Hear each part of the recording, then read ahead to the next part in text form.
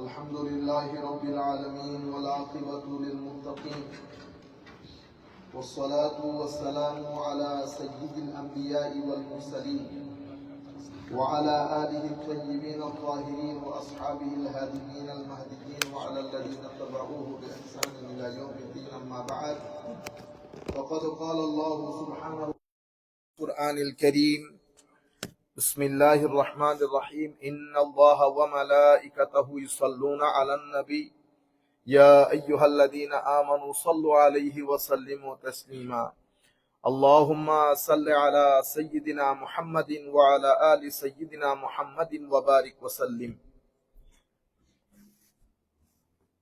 দরুদ পাকের ফজিলতের উপরে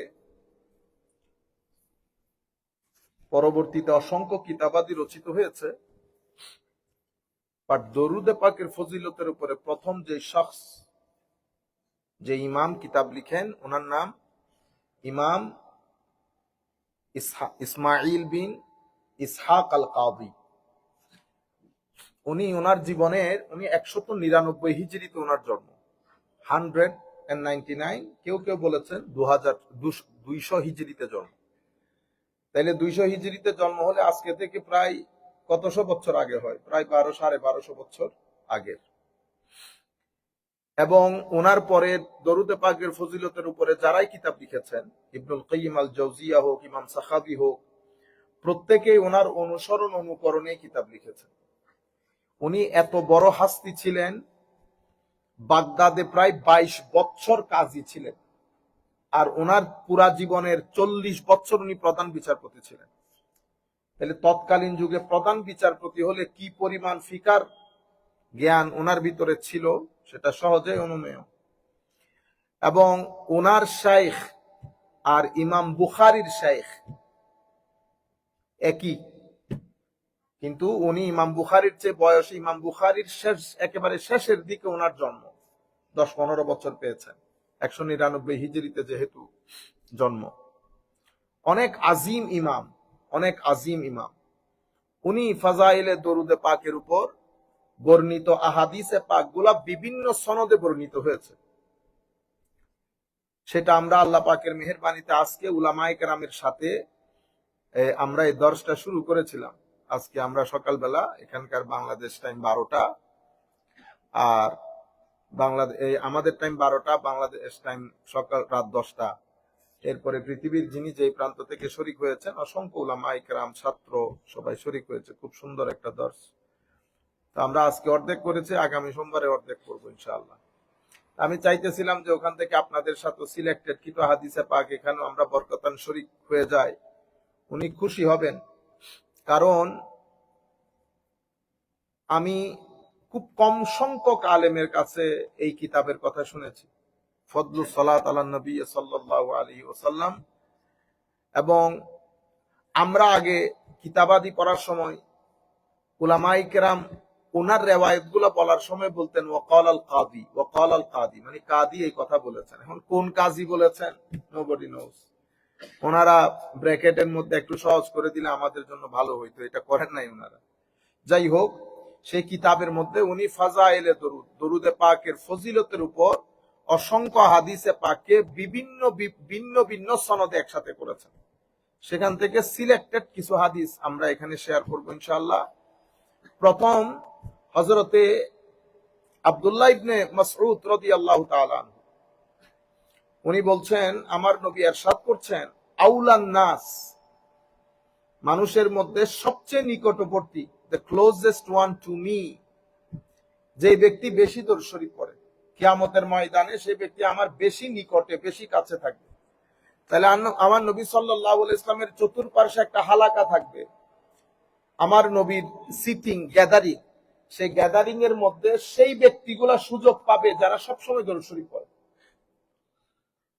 আচ্ছা, এর পরবর্তীতে আবার কোরআনে পাকের মধ্যে আমার আল্লাহ বলেছেন কি, কোরআনে পাকের মধ্যে আন-নবিয়্যু আউলা বিল মুমিনিনা মিন আনফুসিহিম, নবী করিম সাল্লাল্লাহু আলাইহি ওয়াসাল্লাম মুমিনের জানেরও কাছে, মুমিনের জীবনেরও কাছে হচ্ছে আমার নবী সাল্লাল্লাহু আলাইহি ওয়াসাল্লাম। এই বিষয়টা আমরা আমাদের সন্তানদেরকে বোঝানো দরকার যে আমার নবী আমাদের জানেরও কাছে। এবং এখানে আমার নবী বলতেছেন আবার আমার কিয়ামতের ময়দানে আমার সবচেয়ে কাছে হবে যে ব্যক্তি বেশি দরুদ শরীফ পড়ে। আচ্ছা, এর পরবর্তীতে আমি সিকোয়েন্সটা মেনটেন করি নাই। হযরতে শেখ ইমাম ইসমাইল বিন ইসহাক আল কাউবি উনি ডিফারেন্ট সিকোয়েন্স, আমি জাস্ট ইমাম ইবনে কাসির সহ একসাথে করে তবে এই হাদিসগুলাই উনি জমা করেছেন। আমার নবী রাতের বেলা উঠলে সাহাবায়ে কেরামকে, বিশেষ করে আশেপাশের লোকজনকে ডাকতেন, হায় হায় ইয়া আইয়ুহান নাস, আমরা বলি নাই উঠে যাও উঠে যাও, আমার নবী ডাকতেন উঠে যাও, তোমরা বুঝতেছো না বহুত বড় জিনিস তোমাদের জন্য অপেক্ষা করতেছে। মৌত মানুষের জীবনের প্রথম কিয়ামত, এবং আমাদের কবর দেওয়ার বিকালটা হচ্ছে আমাদের জীবনের দ্বিতীয় বড় কিয়ামত। আর কিয়ামতের ময়দান তো আছে, কিন্তু প্রত্যেক ব্যক্তির জীবনে দাফন হওয়ার বিকেল, এটা তার জন্য একটা কিয়ামত, এটা তার জন্য একটা কিয়ামত। কেউ তো আসলে স্মরণ করে না। কবর দিয়ে আমরা যখন বাসায় চলে আসি, এখন তো সিচুয়েশনই চেঞ্জ হয়ে গেছে, কল্পনাও করতে পারবো না। এখন তো সবাই বসে মানে কবর দিয়ে আসছে বস হয়ে গেছে, এর হাসা হাসি চলে একজন আরেকজনের সাথে। কারণ মারা গেলে তো সব আত্মীয় স্বজন আসে, হাই খুদা কি যে হাসা হাসি চলে আপনি কল্পনাও করতে পারবেন না। পরিপূর্ণ সিচুয়েশনই পরিবর্তন হয়ে গেছে। আমি আমার নিজ চোখে দেখেছি, আমার খুব ঘনিষ্ঠ একজন, আমাদের চাচাতো ভাই সম্পর্কিত, কিন্তু খুব খুব ঘনিষ্ঠ বন্ধু, খুব কম বয়সে মারা গেছে। আমাদের চেয়ে বয়স বেশি হলে 3 বছর বড় হবে, 4 বছর বড়, হঠাৎ করে মারা গেছে। তাকে কবর দিচ্ছে, তার বন্ধুরা হাসি মজা করতেছে। কেন মাঝে আমি শুধু বলছি আসমান কেন তোদের উপর ভাঙ্গা পড়ে না, আমি বুঝি না আসমানের সমস্যা কোন জায়গায় হয়েছে। মানে এরকম ফিলিংলেস একটা মানুষে পরিণত হচ্ছে। দিন ধর্ম না থাকলে তো আসলে ফিলিংস থাকে না। নফস এত কঠিন জিনিস, আপনাকে যে কিভাবে ওয়াসওয়াসা দিয়ে সে কোন জায়গায় ঘুরাই দিবে আপনি বুঝতেও পারবেন না। সে তো অনেক সময় নামাজের নাম দিয়ে ঘুরাই দেয়। ধরেন এই কাজ করলে বেশি ফজিলতপূর্ণ, এই কাজ করলে কম ফজিলতপূর্ণ, সে আপনাকে প্রথমে চেষ্টা করবে নামাজ থেকে দূরে রাখতে, এরপরে চেষ্টা করবে যখন দেখবে যে না বড় গাড়তে ওরা পারতেছে না কোন রকম, পরে সে ওয়াসওয়াসা দিবে জামাত থেকে দূরে রাখতে। দেখবেন কনভিন্স হয়ে গেছেন আপনি, ও যেতে দেরি হয়ে যাবে, দূর আর কি, ঘরে পড়ে ফেললে একই কথা। এটা কিন্তু আপনি বলতেছেন না, এটা ওই ওয়াসওয়াসাতে ধরা পড়ে গেছে। বুঝতে পেরেছেন? এরপরে আসছেন কত জাতের কত অ্যাঙ্গেল থেকে, সে নিজেই বলছে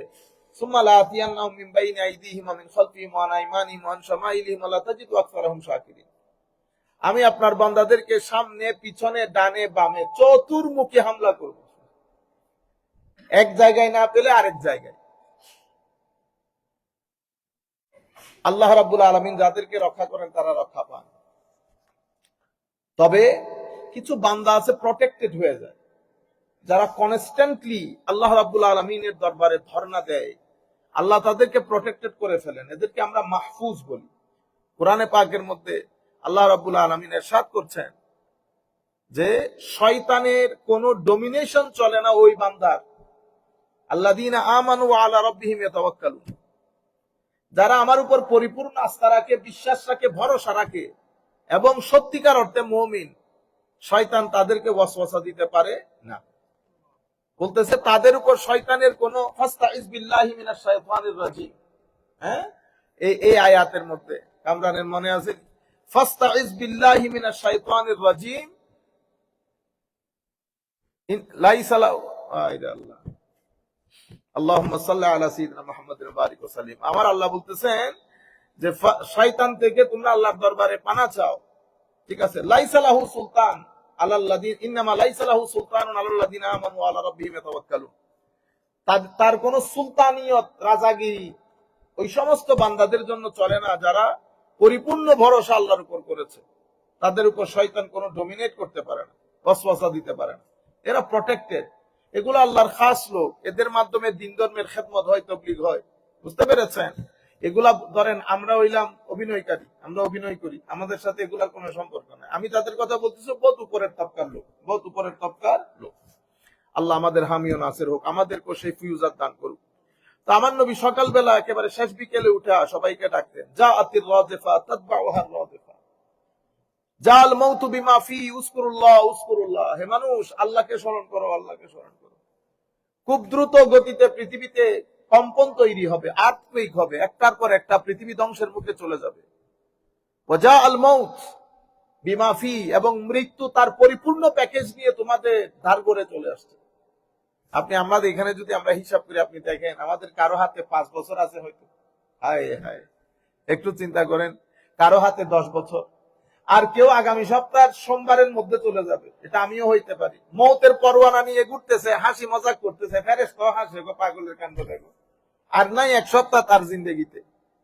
কিন্তু সে বন্ধু বান্ধব দোস্ত আহবাব হাসি মজাক এটা গোনাহের কাজ না, মানে আমি জানি না বিদায় করতেছি আর কি, জানলে কি আর করতাম। কিন্তু এমন অবস্থা, মানে এটা এমন একটা পরোয়ানা, কেউ জানেও না। ধরেন আজকে হচ্ছে সোমবার, আগামী সোমবার আমি দর্শ দিতে পারবো এটা, হ্যাঁ, তো আপনারা সোমবারে বলবেন না হুজুরে বলছিল, হ্যাঁ, এরকম যে কেউ চলে যেতে পারে। এবং এমন একটা জিনিস পরোয়ানা নিয়ে ঘুরতেছে, খবর নাই সে বাজার করতেছে। আমাদের হুজুর আল্লামা জালালউদ্দিন আল কাদেরী রহমতুল্লাহ আলাইহি, হায় হায় হায়, কই মাদ্রাসা শেষ করে ঢাকার মধ্যে মাহফিল আছে আলা হযরতের কনফারেন্স, ওখানে চলে গেছে। আবার আরেক ভদ্রলোক দাওয়াত করছে, তারে বলছে আমার তো বেটা আলা হযরতের ওখানে অনুষ্ঠানে দাওয়াত আছে, কো হুজুর একটু তাইলে একটা তার আগের দিন করে ফেলি। তার আগের দিন রাতে উনি কবরের সওয়াল জবাবের ওয়াজ করতেছেন, তার আগের দিন রাতে টেনে টুনে কবরের মধ্যে কি কি প্রশ্ন করবে, আমার নবী আসবে, হ্যাঁ, অথচ তার পরের দিন ঠিক এই সময়ে উনি আর দুনিয়াতে নেই। কি আজীব বিষয় না? কিন্তু আল্লাহ ওয়ালাদের ঘটনা দেখেন, আমরা হইলে বন্ধু বান্ধব নিয়ে হাসি ঠাট্টা করতাম, কিন্তু আল্লাহ ওয়ালাদের কাজ দেখেন, উনি ঠিক ওই দিন ফেরেশতারা আল্লাহর দরবারে দোয়া করতেছিলেন, মরতে হকের কাজ দেখো, কালকে চলে যাবে, এতক্ষণে কালকে নাই, আজকে সে মানুষের মধ্যে কবরের সওয়াল জবাবের প্রশ্ন করতেছে, হায় হায় কত কথা। এরপরে আলা হযরতের মজলিসে বসা হুজুরের অসম্ভব খারাপ লাগতেছে তখন, কিন্তু উনি তবুও মজলিস ছাড়তেছে না। এগুলারে বলে মৌত, এগুলারে বলে মৌত। যেটা ভিতরে লালন করেছি সেই স্টেজ থেকে আল্লাহ উঠিয়ে নিয়েছেন, আমরা এটাই চাচ্ছি আল্লাহর দরবারে। আপনি দেখেন কত মানুষ এভাবে বাজার করতেছে, খবরও নাই বেটা বাজার যে তুমি করতেছো তুমি খাইতে পারবে তো। বাজার আমি একদম আমাদের পরিচিত লোকের কথা বলতেছি, বাজার সাজার নিয়ে ঘরে ঢুকছে, বউরে বলতেছে আয় হায় ছোট মাছ নিয়ে আসছি না, এটারে আলু দিয়ে ভালো করে রান্না করি। জোহরের নামাজ পড়ে, জোহরের নামাজ পড়তে দাঁড়াবে আর কি, এখনো দাঁড়াইতেও পারে না, ঘুরাই করে গেছে। ওখান থেকে হসপিটাল থেকে সুজা আসল ঘরে। এটা একটা আজীব জিনিস আল্লাহ বানিয়েছে। আল্লাহ আমাদের সবাইকে হেদায়েত দান করুক, সম্মানের মৃত্যু দান করুক, ঈমানের মৃত্যু দান করুক, আমাদেরকে কবুল করুক। যা আল মাউতু বিমা ফিহি, যা আল মাউতু বিমা ফিহি, ক্বালা উবাই, হযরত উবাই ইবনে কাব জলিলুল কদর সাহাবী, উনি বলতেছেন ইয়া রাসূলুল্লাহ, আমি এমনিতে আপনার উপর অনেক দরুদ শরীফ পড়ি, ইয়া রাসূলুল্লাহ ইন্নী উকসিরু সালাত আলাইক, অনেক দরুদ শরীফ পড়ি আপনার উপর। হুজুর আপনি আমাকে একটু বলতে পারবেন ফাকাম আজআলু লাকা মিন সালাতি, ইয়ানি আমি আপনার উপর কতটুকু দরুদ পড়ব, হাউ মাচ সালাত আই শুড ডিভোট টু ইয়া রাসূলুল্লাহ, আমি কতটুকু দরুদ শরীফ আপনার উপর পড়ব, আমি অনেক পড়ি, ইন্নী উকসিরু সালাত আলাইক। তখন আমার নবী বলতেছেন মাসি তুমি তোমার মনে যা চাই পড়বা। হায় হায়, আমার নবী আর কত শানদার পার্সোনালিটি দেখছেন, মানে আমার উপর কতটুকু দরুদ পড়বে এটা আমার বলার দরকার আছে? মাসি তোমার যা মন চাই। তো ইয়া রাসূলুল্লাহ আর রুবু, মানে আমার টোটাল ইবাদতের 4/1 যদি দরুদ শরীফ করি তো ঠিক আছে, ফা ইন জিদতা ফাহুয়া খায়রুল লাক, যদি বাড়াই দাও এটা তোমার জন্য ভালো। তো ইয়া রাসূলুল্লাহ আন-নিসফ, তাইলে অর্ধেক, ফরাইজের পরে যত ইবাদত করব জিকির আজকার করব তার মধ্যে অর্ধেক আপনার উপর দরুদ শরীফ করব। এটা আমাদের চিটাঙ্গা সিলেটের সুন্নি কথা বলতেছে না, সাহাবী রাসূল আল্লাহ রাসূলের সাথে কথা বলতেছে। আমার নবী বলতেছেন ঠিক আছে, বাট ফাইন জিদতা ফাহুয়া খায়রুল লাক, বাড়াইলে তোমার জন্য ভালো, তোমার জন্য ভালো। হায় হায়, কই ইয়া রাসূলুল্লাহ তাইলে একটা কাজ করি, কি কাজ? কইলে ফাসসুলুসাইন, তাইলে আমি আমার টোটাল ইবাদতের 3/2 ভাগ আপনার জিকির আপনার দরুদ হবে। কোন এটা ঠিক আছে, ফাইন জিত্তা ফাহুয়া খাইরুল লাক, বাড়াইলে তোমার জন্য ভালো।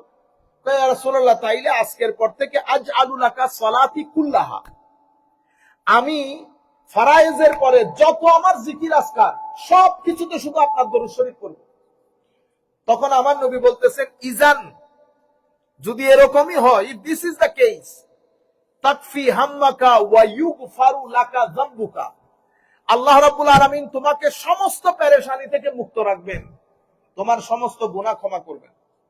অন্য riwayat-এর মধ্যে এসেছে, এটা ইমাম আহমদ ইবনে হাম্বল মুসনাদের মধ্যে এনেছেন, ও ইযান ইয়াকফিকা আল্লাহু মা আহাম্মাকা মিন দুনিয়াকা ওয়া আখিরাতিকা, দুনিয়াতে যত কিছুর জন্য তুমি চিন্তিত থাকো, what concerns you in this world or in the hereafter, যত কিছু দুনিয়া এবং আখিরাতে তুমি যত কিছু নিয়ে চিন্তিত থাকো, আমার আল্লাহ এটা তোমাকে লুক আফটার করবে, তুমি চিন্তা করতে হবে। কিসের জন্য? দরুদ শরীফের জন্য। বুঝতে পেরেছেন? সাহাবী রাসূল বলতেছে, আমি আমার সমস্ত জিকির আজকারের মধ্যে শুধু আপনার দরুদ শরীফ পড়ব। আচ্ছা, এর পরবর্তীতে ইমাম ইসমাইল বিন ইসহাক আল কাদি, জেনারেলি উনি এই হাদিসটা দিয়ে ওনার কিতাব শুরু করেছেন। আচ্ছা, হাদিসটা হচ্ছে এরকম, আন্না রাসূলুল্লাহ সাল্লাল্লাহু আলাইহি ওয়াসাল্লাম জাআ যাতা ইয়াউমিন ওয়াস সুরুরু ফি ওয়াজহি, এই riwayatটা ভিন্ন ভিন্ন ভাবে এসেছে। এক riwayat-এর মধ্যে এসেছে আমার নবী সিজদা দিয়েছেন, অনেক তবিল সিজদা, অনেক লম্বা সিজদা, সাহাবী কান্না শুরু করে দিয়েছে, আমার নবী উঠতেছে না কেন, কোন আমার নবীকে আমার আল্লাহ তুলে নিলেন কিনা। কি কনসার্ন দেখেন সাহাবায়ে কেরামের, ওই ইশকের কথা বলতেছি ভাই, মানে সাহাবী ওয়ায়াবকি, তো উনি যিনি riwayat করতেছেন উনি বলতেছেন বাকাইতু, আমি কান্না শুরু করে দিয়েছি, আমার নবী উঠতেছে না, এটা দেখি। অনেকক্ষণ পরে আমার নবী উঠেছেন। আরেক riwayat-এর মধ্যে এসেছে, হযরত ফারুক আযম রাদিয়াল্লাহু তাআলা আনহু যখন দেখলেন আমার নবী সিজদার মধ্যে, তো আমার নবীর পাশে বসে গেলেন। ফাতানা হাইতু, হযরত ফারুক আযম বলতেছেন, আমি পাশে বসে গেলাম। আমার নবী সিজদা থেকে উঠে বলতেছেন, ফারুক পাশে বসে ভালো করছো, আমারে ডিস্টার্ব করো না, ঠিক না?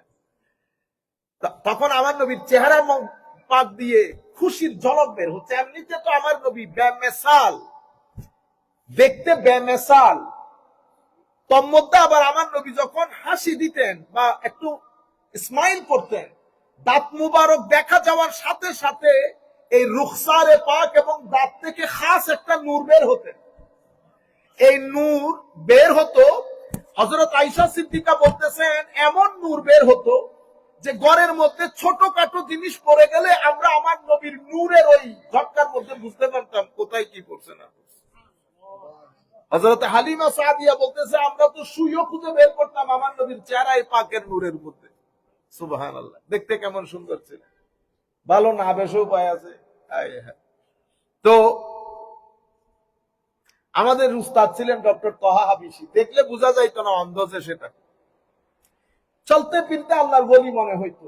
এত বড় উনি এবং উনার আহলিয়া স্ত্রী দুইজনই আজহার ইউনিভার্সিটির ডক্টর ছিলেন। জলিলুল কদর মুহাদ্দিস, জলিলুল কদর সুফি। আমি একবার একটা প্রশ্ন করেছিলাম, চারতলা থেকে কাঁধে হাত দিয়ে নিচতলা পর্যন্ত, আমার মনে প্রায় আধা ঘন্টা উত্তর দিছে। আমাকে জিজ্ঞেস করতেছে, হাজা ইয়াকফিয়ানি, এটা ঠিক আছে নি বেটা, এতটুকু হয়েছে নি, আল্লাহ বুঝু যা বলছেন এটা ডাইজেশন উপরে মাথার উপর দিয়ে চলে গেছে। সুবহানাল্লাহ, এতটুকু জ্ঞান আল্লাহ তাদেরকে দান করছে। আমাদেরকে যদি ওইটা 10 ভাগের 1 ভাগও দিত, তাহলে তো আমরা দুনিয়ার মানুষই মনে করতাম না, বুঝতেন না?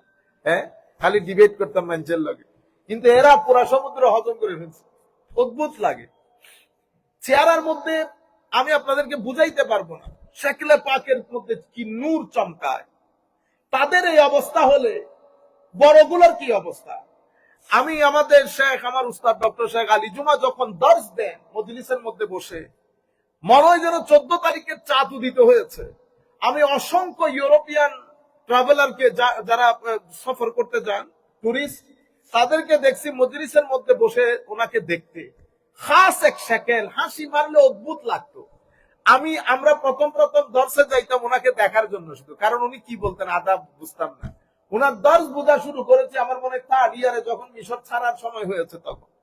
উনাদের সাথে তো 10-20 বছর অতিক্রম করলে তাইলে বোঝা যায়, আলমের স্বাদ নেওয়া যায়। এখন তো পৃথিবীর নিয়ম, চলে আসতে হয়। তো তো যখন বোঝা শুরু করছি তখন থার্ড ইয়ারে উঠে গেছি। তো থার্ড ইয়ার আর ফোর্থ ইয়ার 1 বছর, এগুলা কোনো কাজ হয়? মানে আপনি কোনো কিছু লাগে না, ইউরোপিয়ানরা তার কোনো কিছু বুঝতেছে না, শুধু শেখেলের দিকে তাকাই থাকতো। চেহারায় পাকের মধ্যে খাস এক নূর। শেখ হাবিব আলী জিফরি, জয়নুল আবেদিন জিফরি, আমার উস্তাদও পীর ভাইও। শেখ হাবিব আলী জিফরি কোন গায়ের কালার কোন সাদা না, not like European people or American people, মানে উজ্জ্বল শ্যামলা। কিন্তু আপনি লাখ মানুষ, এত সুন্দর সুন্দর মানুষের ভিতরে অদ্ভুত এক নূর। তো এটা আমার আল্লাহর খাস দয়া। আল্লাহ পাক জানে আমার নবী খুশি হলে আমার নবীর শাকেলে পাক থেকে কোন নূর বের হয়েছে। তো বলতেছে যা আমার নবী আসছেন, আসার পরে আমার নবীর চেহারায় পাক দিয়ে খুশির ঝলকানি। তখন আমার নবীকে জিজ্ঞেস করতেছি, ইয়া রাসূলুল্লাহ, মনে হচ্ছে অনেক খুশি। আমার নবী বলতেছেন, বেটা মাত্র ফেরেশতা। এক রিওয়ায়াতের মধ্যে এসেছে কেউ একজন আমার কাছে এসেছে, আতানি আত, আরেক জায়গার মধ্যে এসেছে আতানি মালাক, আরেক জায়গার মধ্যে এসেছে জিবরাইল। তাহলে জিবরিল আমার নবীকে এসে বলতেছেন, ইয়া রাসূলুল্লাহ আমা ইউরদি, হুজুর আপনি খুশি না? আপনার রব আপনাকে মেসেজ দিয়েছে যে আপনার উপর কেউ যদি একবার সালাত পড়ে আল্লাহ তার উপর 10 বার সালাত করবে। কেউ যদি আপনাকে একবার সালাম দেয় আল্লাহ তাকে 10 বার সালামতি নাজিল করবে তার উপর, তার 10টা গুনাহ মাফ করবে, 10টা র‍্যাঙ্ক তার বুলন্দ করবে। আপনি খুশি না? আমা ইউরদিক। এখন আমা ইউরদিক মানে আমার নবীকে আল্লাহ কথা দিয়েছেন সূরা দুহার মধ্যে। কি বলেছেন? আমার আল্লাহ ইউতিকা রাব্বুকা ওয়ালা সাউফা ইউতিকা রাব্বুকা ফাতারদা, এমন ভাবে দিবে আপনি খুশি হবেন। তো এখানে জিবরিল আমিন বলতেছেন, তো আমার নবীর খুশি, আমার নবীর এই যে মাকামের যে ডেমনস্ট্রেশন, এটা দুনিয়ার মধ্যে হবে, এটা আখিরাতের মধ্যে হবে। তো দুনিয়ার মধ্যে আমার নবীকে আমার আল্লাহ বলতেছেন ফেরেশতা পাঠিয়ে, আপনি খুশি না? আপনার উপর কেউ একবার দরুদ পড়লে আল্লাহ তার উপর 10 বার সালাত পড়বে। তো সালাত যখন আল্লাহ পড়েন এটার মানে কি হয়? রহমত হয়। তো কারো উপর যদি আল্লাহ 10 বার রহমত করেন, পুরা দিন তার আর কোনো কিছু দরকার আছে? হায় হায়। এই জন্য এই জিনিসটারে রেস্ট দিয়েন না। হয় দরুদ শরীফ পড়বেন, টাইম করে ফেলেন, একটা নির্দিষ্ট সময় দরুদ শরীফ পড়তে থাকেন। সকালবেলা উঠে কতক্ষণ পর্যন্ত সুবহানাল্লাহ আলহামদুলিল্লাহ ওয়ালা ইলাহা ইল্লাল্লাহ আল্লাহু আকবার ওয়ালা হাওলা ওয়ালা কুওয়াতা ইল্লা বিল্লাহিল আলিয়্যিল আযীম।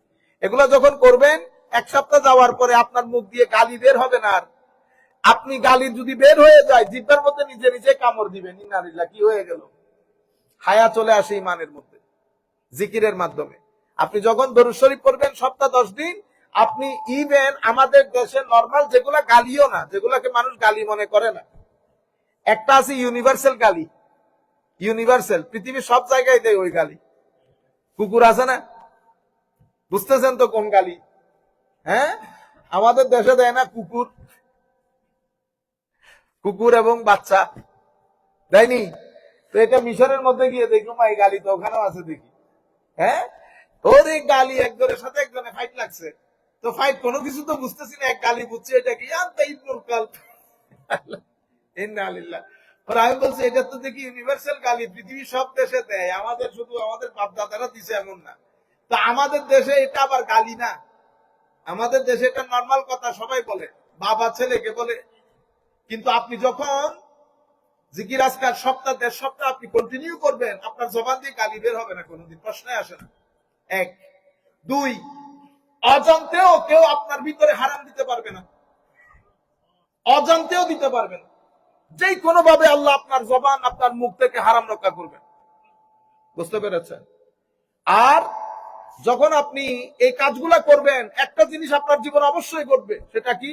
আপনার মাধ্যমে যদি অন্যায় হয়, আল্লাহ আপনাকে বোধ শক্তি দান করবে, মানুষ এসে আপনাকে বুঝাইতে হবে না যে আপনি অন্যায় করতেছেন। আল্লাহ আপনাকে কি দেবে? 6 সেন্স দান করবে। এটার মাধ্যমে আপনি নিজেই বুঝতে পারবেন যে আমার মাধ্যমে অন্যায় হচ্ছে। আপনি নিজেই স্টেপ ডাউন করবেন, পৃথিবীর কোনো মানুষ এসে আপনাকে বুঝাইতে হবে না। এভাবে করতে করতে এক পর্যায়ে ইমানের মধ্যে হায়া চলে আসে, মানুষ ভদ্র হয়ে যায়। এরপরে কি হয়? এরপরে দেখবেন যে আগে স্বপ্নে এক ধরনের ছিল, এখন স্বপ্নের প্যাটার্ন পরিবর্তন হয়ে গেছে। কি সুন্দর সুন্দর স্বপ্ন দেখেন। তখন মাসলা মাসাইল গুলো হুজুর বুঝাইতে হয় না, স্বপ্নের মধ্যে মাসলা মাসাইল বুঝে চলে আসে। বুঝতে পেরেছে? শুধুমাত্র এই 2-3টা জিনিসের হেফাজত মানুষকে বেলায়েতের দ্বার গোড়ায় নিয়ে যায়। কান, চোখ, মুখ। যে ব্যক্তি এই 3 জিনিসের হেফাজত করছে এবং আমার আল্লাহর দেওয়া ফারায়েজে দিন পালন করছে, সে বেলায়েতের দ্বার গোড়ায় চলে যায়, জবানে তাসির চলে আসে, বদদুয়া কবুল হয় না। তারা তো আর বদদুয়া করে না, কিন্তু এই সমস্ত লোক যাদেরকে আমার আল্লাহ এই মকাম দান করেছে, আমি আমাদের মসজিদের হাফিজ সাহেব হুজুরকে দেখছি, যদিও মসজিদের ইমাম, কিন্তু এগুলো বড় মানুষ, এদের দ্বারে গোড়ায় আমরা নাই। এগুলো বড় সাহেবুল ইলম এবং সাহেবুল ইবাদা, আহলুল কশ ছিল। আমাদের এলাকার মধ্যে এক ভদ্রলোক শুধু গালিগালাজ করতেন, কোনদিন কিছু বলতেন না, কিন্তু আমরা দুইজনকে দেখছি, একজনের ইজ্জত দেখছি আর একজনে বরবাদিও দেখছি।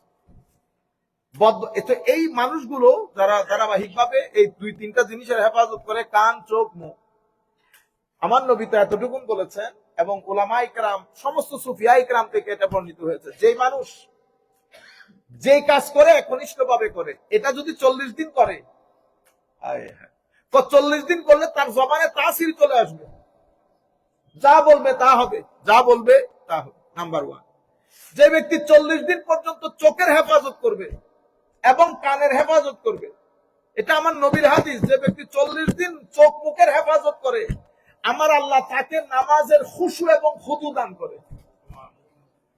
বুঝতে পেরেছেন? এগুলা হুজুর আর নন হুজুরের বিষয় না। হুজুর হলে যে এটা হেফাজত হবে, হুজুর নাই যে হেফাজত নাই, এরকম না। সাধারণ মানুষের মধ্যে এই তাকওয়া পরহেজগারি আমি দেখছি আমাদের মামা ইকরামের চেয়ে অনেক বেশি। আমাদের সাধারণ যে বাবা বুজুর্গানে দিন আছে, আমার এক দাদা ছিলেন, এটাকে আমাদের হুজুরে শাসাব বলতেন, কোন সৈয়দ না, নরমাল একেবারে খেটে খাওয়া, জমিনে কাজ করা মানুষ, কিন্তু চলতা ফিরতা বলি আমি যখন ক্লাস 6-7 উনি ইন্তেকাল করেছেন, তখন উনি দেখেন ফজরের নামাজের মধ্যে যাইতেছে, এত উপর থেকে নিচে খালের মধ্যে সব কি পরে, ওনারে খুঁজে পাওয়ার কথা না, উনি ওখান থেকে উঠে আমার মসজিদে চলে গেছেন, ওনার গায়ে কোনো ময়লা লাগে না।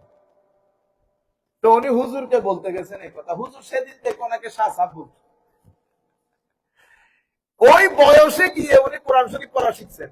হি ওয়াজ অ্যাবাউট 80 যখন কোরআন শরীফ পড়া শিখতেছেন, এবং যেই দিন থেকে কোরআন শরীফ পড়া শিখা শুরু করছেন, সেই দিন থেকে আমাদের হুজুরের থেকে করছেন কিছুদিন আগে। তো আমার জীবনে আমি পুরো জীবনে দেখি না কোনোদিন কোরআন শরীফ পড়া ছাড়া মসজিদে বসে আছে। সারাদিন আমি তো মসজিদে বসে থাকি, সবাই দোয়া নিতে আসতো, উনি হাসতেন। এগুলা সাধারণ জামাই গ্রামের চেয়ে কৌতুক। বুঝতে পেরেছেন? তো এখনো আমি বুঝাইতে চাইতেছিলাম যে আমাদের ধর্ম এটা পিয়ানা, মানে কোন লিটারেচার না, সাহিত্য না। এখনো যদি কেউ যদি প্র্যাকটিস করে, তো এখনো পর্যন্ত এটা পারফেক্ট রেজাল্ট হয়, পারফেক্ট রেজাল্ট। কিয়ামতের ময়দানে আমার নিকটবর্তী হবে যারা বেশি দরুদ শরীফ পড়ে, তো তারা কিয়ামতের নিকটে, তারা দুনিয়া থেকে দূরে হবে, দুনিয়াতে দূরে হবে। আপনি কেউ যদি 1 মাস আমার নবীর উপর ধারাবাহিক দরুদ শরীফ পড়ে, সে স্বপ্ন যুগে আমার নবীকে দেখবে। কেউ যদি মহব্বত করে, আমার নবীর সিরতের কিতাব পড়ে, মহব্বত করে, আবার আপনারা এগুলা বলতেছি, আবার আপনারা আমার উপর অ্যাপ্লাই করিয়েন না, আমরা এগুলো থেকে অনেক দূরে। আমি উস্তাদ আসাতিজাই কেরাম থেকে যেটা শুনেছি সেটা আপনাদেরকে বলতেছি। শেখ ডক্টর আলী জুমাকে, আমার উস্তাদ, ওনাকে মিশরের জাতীয় টিভি জিজ্ঞেস করতেছে, হুজুর আপনি আল্লাহ রসুলকে স্বপ্ন দেখছেন? উনি হাসতেছে, আইসা বলতেছে, বেটা আমি আজহার থেকে লেখাপড়া শেষ করছি, তখন অনার্স শেষ করে আমি সিরতের রসুল আল্লাহ নবীকে জানার জন্য, তখন আমি সিরতের কিতাব আর বাকি রাখি নাই, সিরতের কিতাব আর বাকি রাখি নাই। তো সিরতের কিতাব প্রথম 1-2টা শেষ করছি, তো আমার নবীকে স্বপ্ন দিচ্ছি, আমার নবী অনেক সুন্দর, নর্মাল একেবারে, মনে যেন কিচ্ছু না। এরপরে আবার পড়ছি, এরপরে আর বলতে পারবো না, মানে এরপরে আমি বললেও তুই হজম করতে পারবি না। আমাদের আমাদের আকীদার জগতে উজ্জ্বল নক্ষত্র, পৃথিবীর যেই প্রান্তে যাবেন যান, ওনার কিতাব পড়ে আমরা আকীদা শিখি। এটাকে কি বলে? শারহু আকায়েদে নাসফি, শারহু আকায়েদে নাসফি। ইমাম সাদউদ্দিন আত-তাফতাজানি রাদিয়াল্লাহু তাআলা আনহু আকায়েদের আরো অনেক কিতাব উনি লিখেছেন, কিন্তু ইমাম নসফির এই আকায়েদকে শরহ করেছেন, ব্যাখ্যা করেছেন। উনি হযরত ইদ্দুদ্দিন ইজি রাদিয়াল্লাহু তাআলা জলিলুল কদর আকীদার ইমাম, ওই মজলিসের উনি ছাত্র, কিন্তু সবচেয়ে গবি, কিছু বুঝতো না, কিছু পড়তেও পারতেন না, সবাই হাসাহাসি করতেন ওনাকে নিয়ে, হায় হায়, কিন্তু অনেক ট্রাই করতেন। তো একদিন ছাত্ররা ইমাম ইদ্দুদ্দিন ইজি রহমতুল্লাহ আলাই ছাত্ররা খেলতে গেছে পড়ালেখা শেষ করে, ওখান থেকে খেলে দুলে আসবে আবার শুরু করবে, উনি বসে পড়তেছেন। এক মানুষ এসে বলতেছে, সাদ তোমাকে আল্লাহ রসুল ডাকতেছে। উনি পাত্তা দেন নাই, তুর আল্লাহ তুমি আর কথা পাইতেছ। আবার এসে বলতেছে, সাদ তোমাকে কিন্তু আল্লাহ রসুল ডাকতেছে।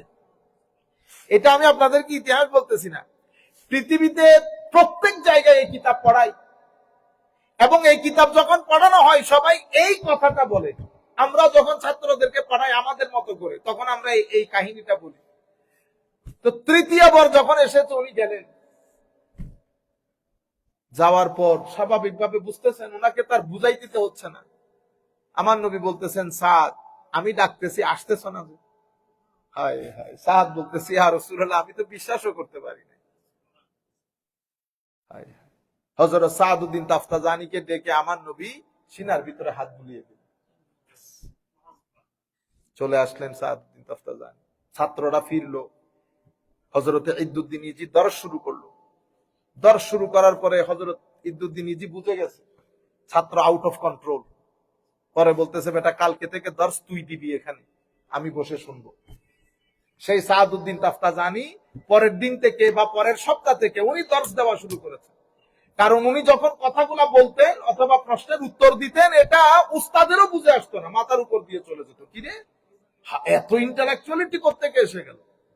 আমার নবীর দিদার। হযরতে জালালউদ্দিন সুয়ুতী রাদিয়াল্লাহু তাআলা আনহু এক দুইবার না, 50 বার, 60 বার, 65 বার আমার নবীকে স্বপ্নে না, আমি স্বপ্নে তো আল্লাহর বান্দাদের আপনাদের মধ্যে অনেকে দেখেছেন, আমি স্বপ্নের কথা বলতেছি না, আমি বাস্তবে ফিজিক্যাল মিটিং এর কথা বলতেছি।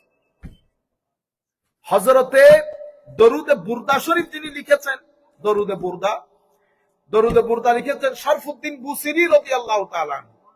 তাহলে শরফুদ্দিন বুসিরির যিনি উস্তাদ, উনি আবার ইমাম আবুল হাসান শাহজলির ছাত্র। তাহলে শরফুদ্দিন বুসিরি হচ্ছে ইমাম আবুল হাসান শাহজলির নাতি ছাত্র।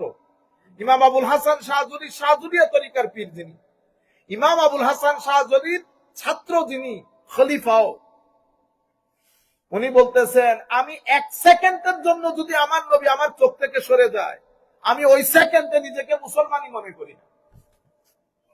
মারামারি করতে পারবো এখন আমরা, আমার দেখে আসে না, আমার বুঝে আসে না, এখন আরেকজনেরও যে দেখে বুঝে আসবে না এমনটা না। যাই হোক, তো উনি বলতেছেন এই কথা দিয়ে, আর রাসূলুল্লাহ আমার নবী বলতেছেন, আমাকে আমার আল্লাহ বলেছেন একবার সালাত 10 বার, একবার সালাম 10 বার, 10টা গুনাহ মাফ করে 10টা স্ট্যাটাস বুলন্দ করে দেয়, দরুদে পাকের ফজিলত। এবং আমার নবীর কাছে আল্লাহ জিবরিল পাঠিয়ে জিজ্ঞেস করতেছেন, আমার নবীকে একটু জিজ্ঞেস করিও আমার নবী খুশি হয়েছে কিনা। তো এটা দেখে আমার নবীর চেহারা পাকের মধ্যে আনন্দে ভরপুর হয়ে গেছে। এটাকে বলে শানে মাহবুবিয়তে মুস্তাফা। তাহলে আমার নবীর দুই মাকাম, একটা আব্দিয়তে মুস্তাফা, একটা মাহবুবিয়তে মুস্তাফা। আব্দিয়ত এটা আব্দ থেকে, আব্দ মানে আমার নবী আমার আল্লাহর বান্দা। আপনাদের কোনো কেউ ইনকার করে আমার নবী যে আমার আল্লাহর বান্দা, এটাতে কোনো স্বীকৃতি আছে? কেউ অস্বীকার করলে মুমিন হবে? আমার নবী আল্লাহর বান্দা সেটা ঠিক আছে, কিন্তু আমার নবী আল্লাহর বান্দাও আবার আল্লাহর বন্ধুও। বান্দার মকামকে বলে মকামে আব্দিয়ত, বন্ধুর মকামকে বলে মকামে মাহবুবিয়ত। এখন আল্লাহ যে কথাটা বলেছেন, হাবিব আপনি রাজি না, এটাকে বলে মকামে মাহবুবিয়ত। মকামে মাহবুবিয়ত, একটা আব্দিয়ত একটা মাহবুবিয়ত, আমরা দুইটাকে মিক্স করে ফেলি। বুঝতে পেরেছেন? যাই হোক, এর পরবর্তীতে আরেক হাদিসের মধ্যে আন্না রাসূলুল্লাহ সাল্লাল্লাহু আলাইহি ওয়াসাল্লাম قال আল বখিলু, কোই ব্যক্তি কঞ্জুস বখিল, যার সামনে আমার নবীর নাম নেওয়া হয়েছে কিন্তু আমার নবীর উপর দরুদ শরীফ পড়েন, সে ব্যক্তি কি বখিল। উনি এটার আদলে অনেক রিওয়ায়াত এনেছেন। আরেকটা রিওয়ায়াত এনেছেন, আমার নবী মসজিদের মিম্বরের উপর উঠতেছে, এক মিম্বরে আমিন, আরেক মিম্বরে আমিন, আরেক মিম্বরে আমিন। তো সাহাবায়ে কেরাম জিজ্ঞেস করতেছে, ইয়া রাসূলুল্লাহ 3 তবখার মধ্যে 3 বার আমিন বলেছেন, রিওয়ায়াতের মধ্যে অনেক ভিন্নতা আছে, আমি মূল কথাটা আপনাদেরকে বলছি। তবে এটা জিবরিল আমাকে এসে বলতেছে, সেই ব্যক্তি ধ্বংস হোক, তার চেহারা মলিন হোক, ধ্বংসপ্রাপ্ত হোক, যার সামনে আপনার নাম জিকির হয়েছে কিন্তু আপনার উপর দরুদ পড়ে নাই। আমার নবী জিবরিলের এই বদদুয়ার উপর আমার নবী বলেছেন আমি, বদদুয়া করেছে। এরপরে জিবরিল বলেছে, সেই ব্যক্তি ধ্বংসপ্রাপ্ত হোক যে ব্যক্তি মা বাবা পেয়েছে, বুড়া মা বাবা, মা বাবার খেদমতের মাধ্যমে নিজেকে জান্নাতি করতে পারে নাই, সেই ব্যক্তি ধ্বংসপ্রাপ্ত, তার মুখ ধুলোময় হোক, মলিন হোক। আমার নবী বলতেছে আমি সেই বদদুয়াতে আমিন বলেছি। তৃতীয়, জিবরিল বলেছে, যে ব্যক্তি রোজা পেয়েছে কিন্তু নিজেকে ক্ষমা করিয়ে নিতে পারে নাই, তারও চেহারা মলিন হোক, সে ধ্বংসপ্রাপ্ত হোক, আমি এই বদদুয়ার উপর আমিন বলেছি। বুঝতে পেরেছেন আপনারা? এরপরে আমার নবী ইরশাদ করেছেন, যেই ব্যক্তি দরুদ সালাম ভুলে গেছে, সেই নিজেকে জাহান্নামের রাস্তায়, সে জান্নাতের রাস্তা থেকে সরে গেছে। তাইলে দরুদ সালাম ভুলে যাওয়া, জান্নাতের রাস্তা থেকে নিজেকে সরিয়ে ফেলা। এর পরবর্তীতে আমরা শেষের দিকে আমার নবী ইরশাদ করছেন, আদ-দুআউ মাওকুফুন বাইনাস সামাই ওয়াল আরদ লা ইয়াসআদু হাত্তা ইউসাল্লি আলাইয়া ফালা তাজআলুনি কাগুমারির রাকিব সাল্লু আলাইয়া আউয়াল আদ-দুআ ওয়া আওসাতাহু ওয়া আখিরা। আমার নবী ইরশাদ করছেন, মজলিসের শুরুতে, মাঝখানে এবং শেষে, দুয়ার মাঝখানে, দুয়ার শুরুতে, দুয়ার শেষে দরুদ শরীফ যদি পড়া না হয়, এটা আসমান এবং জমিনের মাঝখানে কি হয়ে থাকে? হ্যাং হয়ে থাকে, ঝুলে। এটা আমার আল্লাহ কবুল করেন না। কিভাবে দরুদের ফজিলত, দরুদের ফজিলত দেওয়া হয়েছে দেখেন। এরপরে আমার নবী নিজে বলতেছেন, লা তাজআলুনি কাকিদাহির রাকিব, তোমরা দরুদ শরীফকে ওভাবে করিও না। আবার বস সময় পাইছি একটু করে পড়ছি। কিরকম? তো কোন টুরিস্ট, আপনারা যখন ট্রাভেলে বের হন, তো আপনাদের সাথে পানির কি থাকে? বোতল থাকে, তৎকালীন যুগের কথা। বস এটা ওই পানির সামনে আসলাম, পানি পুরাইলাম, খেয়ে রেখে দিলাম। তোমরা দরুদ শরীফকে এভাবে, when you need you use it, don't do this। তো দরুদ শরীফ কিরকম? তো দরুদ শরীফ আমার নবী বুঝাইতে চাচ্ছে ধারাবাহিক ভাবে করিও, হঠাৎ হঠাৎ করে না। এরপরে আমার নবী বলেছেন, ইজআলুনি ফি আউয়ালিদ দুআ, আমার দরুদ শরীফকে দুয়ার শুরুতে পড়বা, এবং ওয়াফি ওয়াসতিদ দুআ, দুয়ার মাঝখানে পড়বা, ওয়াফি আখিরিদ দুআ, দুয়ার শেষে পড়বা। সেই কারণে বুজুর্গানে দিন থেকে আমরা দেখেছি, শুরু করলে কি করতো? আল্লাহুম্মা সাল্লি আলা সাইয়্যিদিনা। আলহামদুলিল্লাহ, আজকাল তো ফ্যাশনেবল হয়ে গেছে সবকিছু। হ্যাঁ, ফ্যাশনেবল। আইন আর কাফের উচ্চারণে মানুষ টালমাটাল হয়ে যেত। আইন আর কফের, বাকিগুলার আর কোনো খবর নাই। ইন্না আ'তাইনা আলা রাসূলিল্লাহ ফাওকা, মানে এমন ভাবে উচ্চারণ আইন আর কফের, সাধারণ মানুষ ধুকাই করে যায়। আইন আর কফের মধ্যে শেষ সব। কিন্তু আমার নবী বলতেছেন, আমাকে দুয়া শুরুতে রাখবা, মাঝখানে রাখবা এবং শেষে রাখবা। আমরা শেষের দিকে চলে এসেছি।